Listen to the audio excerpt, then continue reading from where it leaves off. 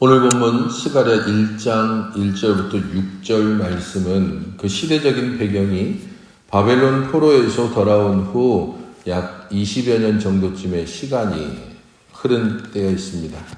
1절에서는 다리우스 2년 8째 달이라고 그렇게 그 시기에 대해서 이야기하고 있는데, 이 시기는 다리우스가 즉위한 이후에 여러 민족들 그리고 페르시아가 정복했던 나라들에서 반역과 전쟁이 계속해서 일어났던 시기입니다.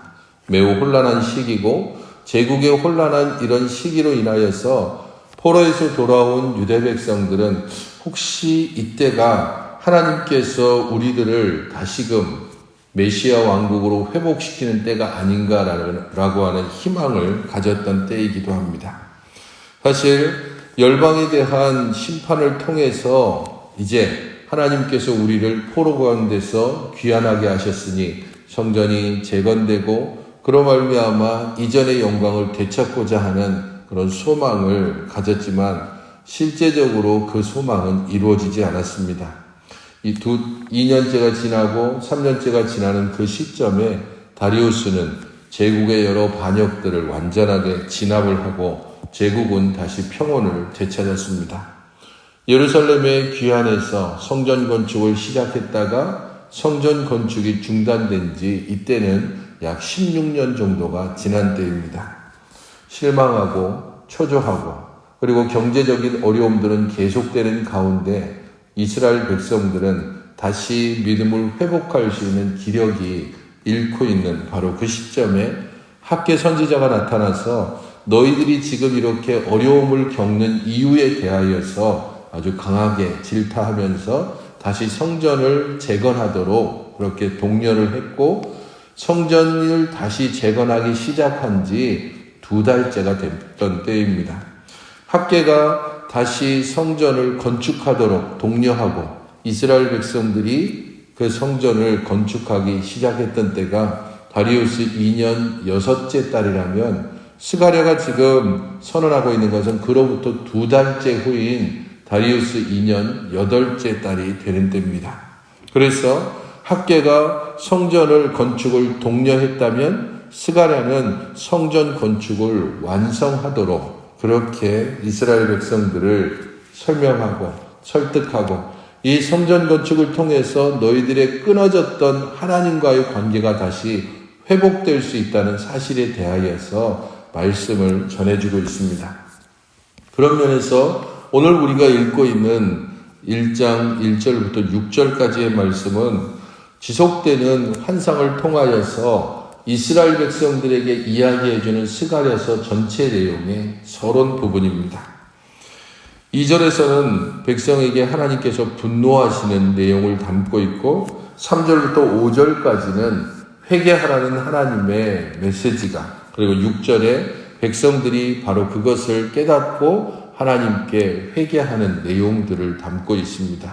스가랴 전체를 하나님께서 어떻게 스가랴를 통해서 말씀하시는지를 서론적으로 보여주는 것입니다. 2절에서는 여호와가 너희의 조상들에게 심히 진노했다라고 함으로써 하나님께서 분노하고 있다는 것을 이야기해 줍니다. 왜냐하면 이들이 과거에도 그랬고 지금도 여전히 성전 건축을 중단한 이후에 여러 상황, 핑계 이런 것들을 대면서 믿음을 회복하고자 하는 그런 노력들을 보이지 않기 때문입니다.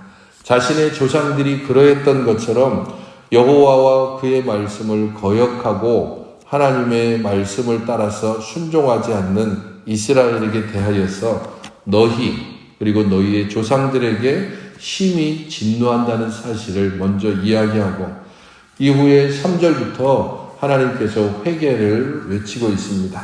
너희는 내게로 돌아오라. 그러면 내가 너희에게로 돌아갈 것이다 라고 말씀하고 있습니다.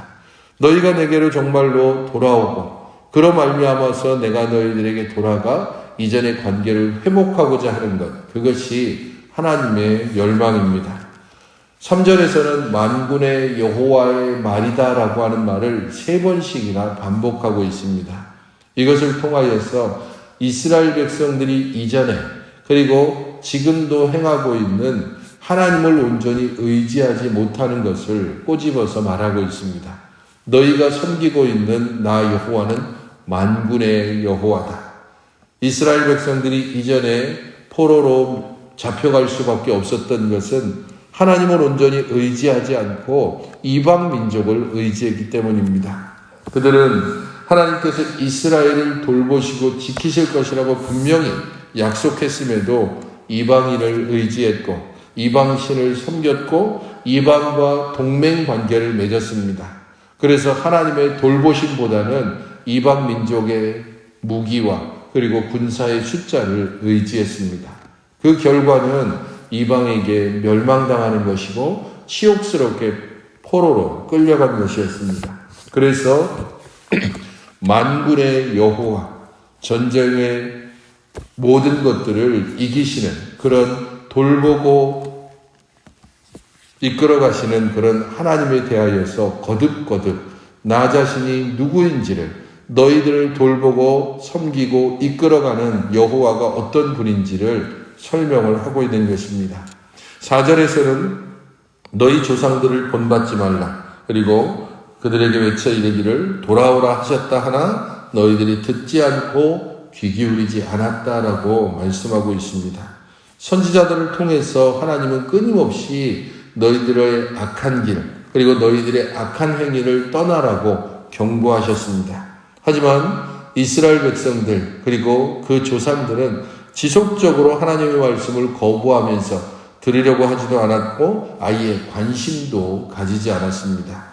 그래서 너희들을 향해서 이전의 선지자를 통해 계속해서 말씀했던 바로 그것에 근거해서 5절에 너희 조상들이 어디 있느냐 또 선지자들이 영원히 살겠느냐라고 반문을 하고 있습니다.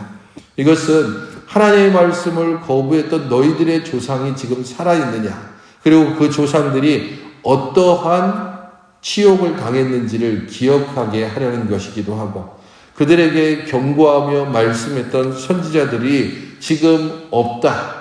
그래서 영원한 것이 없는 것처럼 그렇게 너희들은 생각할 수 있다. 하지만 6절에서 나의 종 선지자들에게 명령한 내 말과 내 법도들이 어찌 너희 조상들에게 임하지 아니하였느냐라고 다시 한번 반문합니다. 너희 조상도 없고 그 조상에게 외쳤던 선지자도 지금 없다. 그러나 그렇게 외쳤던 그 말씀이 어떻게 너희들에게 이루어졌는지 사람은 죽고 그리고 그 시대는 가지만 하나님께서 선지자들 통해서 전해졌던 말씀은 그대로 응답되고 그대로 실현된다는 사실에 대해서 말씀하는 것입니다. 신약에서 이야기하는 것처럼 풀은 마르고 꽃은 떨어지지만 하나님의 말씀은 영원토록 있는 것과 마찬가지입니다. 그렇기에 영원하게 존재하시는 하나님 아버지, 그분께서 말씀하여 주셨고 그분의 말씀은 지금 스가랴를 통하여서 전달함을 통해서 너희들의 조상은 그 말씀을 거부하고 듣지 않았지만 너희들은 귀 기울여 듣고 이 말씀에 순종하도록 촉구하고 있는 것입니다. 바로 이런 하나님의 마음을 알기에 6절 하반절에 하나님께서 이스라엘의 길과 행위대로 행하려고 하신 모든 것이 뜻대로 이루어졌다라고 이스라엘 백성들이 고백하고 있습니다. 회개의 징조를 보이고 있는 것입니다. 조상들은 아예 하나님의 말씀을 들으려고도 하지 않았지만 이스라엘 지금 스가랴가 말씀을 전하고 있는 이 백성들은 하나님의 말씀에 귀 기울이고 이전에 하나님의 말씀이 어떻게 성취되었는지에 대하여서 인정을 함으로써 그 말씀의 명하는 대로 온전히 순종하고자 하는 첫걸음을 떼고 있는 것입니다. 풀은 마르고 꽃은 떨어질 수밖에 없습니다. 세월은 흐르고 우리들은 노쇠해져 갈 수 있고 우리가 세웠던 모든 계획들도 무너지거나 넘어질 수 있습니다. 때로 기쁨과 슬픔이 교차하는 우리의 인생 가운데서 영원한 것이 무엇인지 하나님의 말씀만이 영원토록 이 땅 가운데서 서 있다고 하는 사실을 깨달을 때 그 말씀을 더 사랑하며 그 말씀에 귀 기울이며 그 말씀이 명하는 바에 따라서 행할 수밖에 없을 것입니다. 그러므로 스가랴 선지자를 통해서 전달되어지는 오늘 첫 시작의 이 말씀을 살펴보면서 우리는 이렇게 기도해야 할 것입니다. 하나님께서 선포하는 그 하나님의 말씀을 듣게 하시고 깨닫게 하시고 그리하여 우리들의 어리석은 길로부터 돌이키게 해달라고 먼저 기도하시기 바랍니다.